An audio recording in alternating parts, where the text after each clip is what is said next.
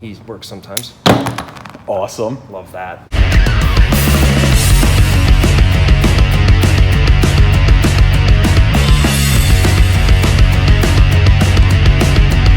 Yo, what's going on, people? Century Mad Collector here, your Prince of Plastic, aka the Toy Hunting Machine, is back with another hunt video. And as I've mentioned, folks, in my previous hunt video, the Target and Walmart hunting grind is dry right now. It's stale, it's stagnant.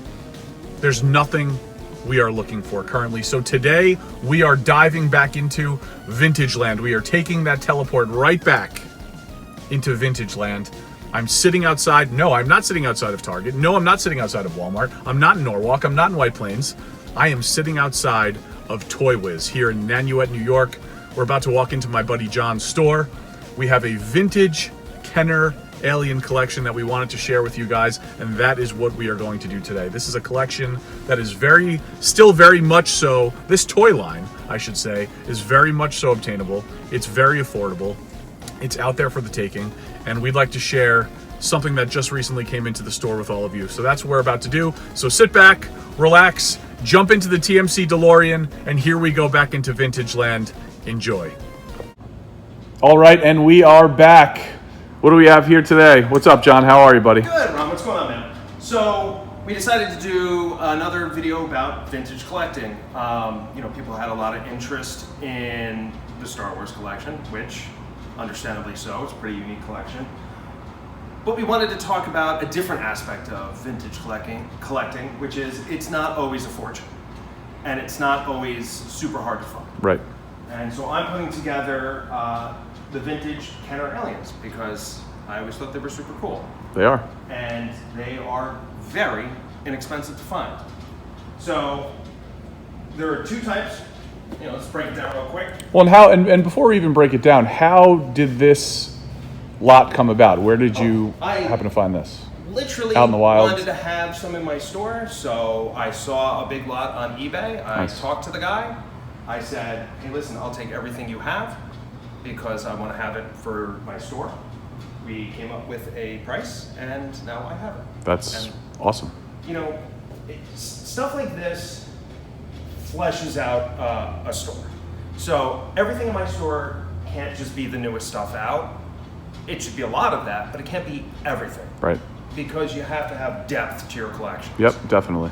And something like this appeals to a very small margin of people who come. Yep, and the way you went about finding this and acquiring it, obtaining it, is kind of the whole point of this video. This especially this line in particular, including Predator, vintage Kenner Predator, which we do not have, which I definitely would be seriously interested in. These are all very obtainable things. There's very few holy grails out of this series. Right now, at least. So much of it was made. Yeah, and I do think over some time you will get the one or two, like any other line, but like for now and probably just about forever, as far as whatever forever is for guys like us, I don't think this stuff will ever be outrageously priced. I don't think you'll ever see a single figure in this line top $100. Yeah, agreed. I think your high watermarks are going to be $60-ish.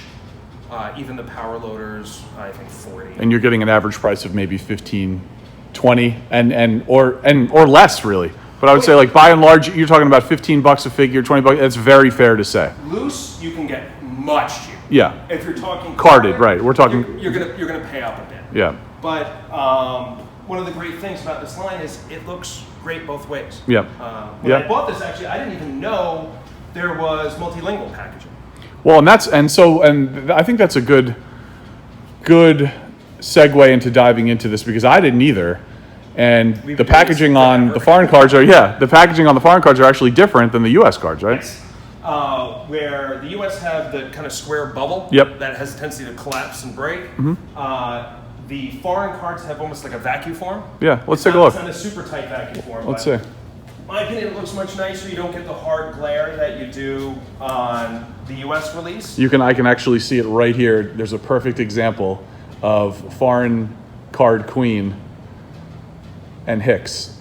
Hicks is glared out right now, and Queen you could see perfectly from here. And you can look. I got Ajax in both versions, or ATAX in both versions, and The foreign one displays better.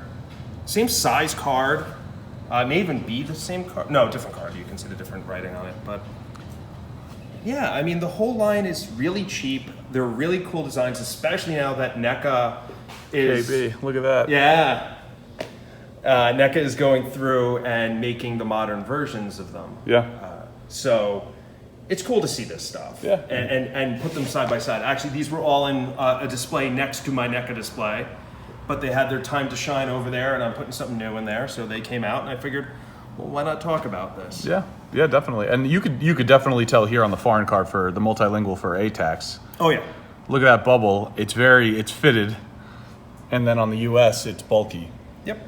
So. And these corners tend to get collapsed. You'll find a lot of these collapsed. The worst one are the circular ones, like the crab alien. These things implode upon touch. And I've always noticed, I don't know, I mean, I'm assuming, I don't know if the plastic's cheaper on the clamshells or what, but I've always noticed clamshell blistering worse than... Yeah, I think probably due to the fact that they have to be vacuum formed, they're probably a little thicker. Yeah. You know, to some degree. But these are awesome. These cards are in phenomenal shape, too. Yeah, and the guy was very reasonable, and I'm sure for a lot of you who are watching this who are collecting, obviously I don't expect all of you to come up to 90 Wet New York and visit my store. I love that when queen, when by you're the way. looking for your collection, talk to people, be fair with them, treat them like a human being. We say it all the time. And chances are they'll be fair to you back, and you can put your collection together. Communicating like a normal human being, Yeah. grown adult sort of thing? Exactly. Yeah. And understand that, you know, they're trying to make money, you're trying to save money, so there has to be some compromise on both parts. Yeah. And you can put together probably this entire line. If you wanted this entire line loose, you could probably do it for $200-ish. Yeah. Yeah. You know, if you're patient. Pretty amazing. And these are in phenomenal condition. And how are some of the play gimmicks on this? All of them are perfect. Stuff. So we talked about this the other day. These toys were built to be played with. You Yes. know, they are. We talk about that all the time. There's some weight to the. Yeah, these things are. There's some weight to them. I mean, they're not flimsy at all. Nope. And you even feel like, you know, even the paint on them. Oh yeah, it doesn't chip. No. The plastic has give, but it's tough. There's nothing flaky about them. No. You know, it's But this one aside, this is one of the. Crab. I don't know exactly what this gimmick is supposed to be. I think it's jumps. Yeah. But I can never get it to work, and it has the water shooting. water shot. Yeah. And of course, my favorite one. He works sometimes. Awesome. Love that. Explosion on camera. That's a channel first. And you know, even the remakes, like the bull alien and the rhino alien, use a lot of the same core body. Yeah. But they managed to make these pretty dang different. You know. Yeah, for sure. I mean, especially as a kid, you're not gonna know. I didn't No. notice until an adult, and I looked at them and I'm like, hey, wait a minute, that's the same thing. But I mean, that's repurposing gone right. Yes, exactly. As opposed to some of the stuff we do see, you know, nowadays, where it's just very blatant. it's just the head removed and painted a different color. It's rough. Yeah. That's hard for me to stomach. But I mean, yeah, if you look at these two, I mean, that's how it's done. And then you have the Panther alien, and I don't remember the other one. That's also a redeco of that, but with some swaps. Oh, these are great figures. Yeah, for the most part, you can get the human figures extremely cheap. For some reason, I guess they thought those were going to be the big sellers, not the aliens. Yeah. So those were printed to high heaven. I think the only one that goes for any real amount is ATAX. And because he's kind of like a deluxe figure with the weirdest gimmick ever of wearing like cybernetic alien suit, alien queen suit, I guess. Yeah, that is strange, but it is also But very cool. Apone, Bishop, Ripley, Drake, Love that mace. In all his of hand. them super cheap. Mechanical mace. Yeah. All of them super cheap. Yeah, I mean, this is, you could take this home and it will definitely not crush your wallet. No. At least And- comparatively speaking. Oh yeah. Listen, you talk an expensive G1 G1 Optimus Prime Oh, sealed, God. Yeah. Yeah. sealed vintage Kenner Star Wars. Yep. For one figure, you can pay what you can get for this whole line. Yeah. And we were talking about this. part of the problem with modern collections is they just keep going on and on and on. You were just talking to me about turtles. You have to cuddle on because there's so many turtles things coming out. It's a lot. There's something satisfying about having a checklist and knowing that there's not going to be any more stuff on it. Yeah. And one day you get to check off the final Yeah. item and be like, I'm actually done this whole collection. Right, or chase a variant of the same figure in that line, something like that. You know, it was much more controlled in a sense than it is now. Now it's just like, and that's why I think one of the reasons it is so difficult to collect, or just being a collector nowadays, is making decision making is paramount. I say it all the time. Yep. And it's a hard thing to do. And sometimes, you know, you find yourself, you know, you wake up one day, you look down at your at everything in boxes of your collection, you're like, what the Your hell giant is pile of shame. going on here? So it's it can definitely be tough, but this is the good stuff right here. As a for Warhammer sure. player, I understand that so much in that, oh, this new army came out. We're getting Orc Boys, by the way, for off-topic McFarlane. Yes. So we'll see how that goes. I think I mean I might actually just buy those no matter what, just because those are yeah. So we'll see, but this is great stuff, man. Thank you so much for sharing. I know we've discussed this collection as it's been in your display case for a little while now. Yep. And this is definitely worth sharing with the good folks at home in the community. Yeah, you guys who watch, you've been awesome watching the community discuss on the videos and everything, and I read them all. I know for sure Ron does. And go out there, find a collection you like, and complete it. You Yep. know, and not everything needs to be the holy grail $1,000 figure. It's whatever a holy grail is to you. So if these figures or this line are considered grails in your mind, then go out and get them, because you definitely can. And they're And you can play with them. and you can play with them, and you don't need to worry about them breaking, Yeah, I was gonna say. and you don't need to worry about spending, you know, a small fortune and being evicted by your partner or whatever else you're dealing with because you bring home, you know, $10,000 worth of plastic. You'd be like, hey, I got this all, but it's small and it's done and it was $200. So go out there and grab the stuff. That's what we're saying.